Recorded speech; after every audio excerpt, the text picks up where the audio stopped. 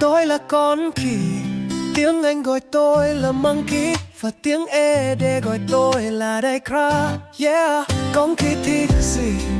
Con khỉ thích chơi, đúng đưa khắp nơi, vui thoát tiếng cười. Tôi là con khỉ, thích đu lên cây, leo trèo suốt ngày, vui từng phút giây, thích ăn trái.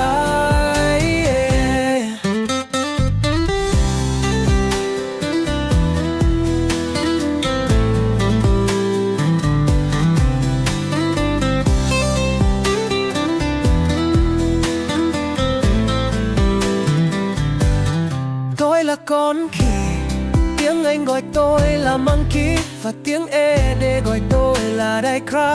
Yeah, con khỉ thích gì? Con khỉ thích chơi, đúng đưa khắp nơi, vui thoát tiếng cười.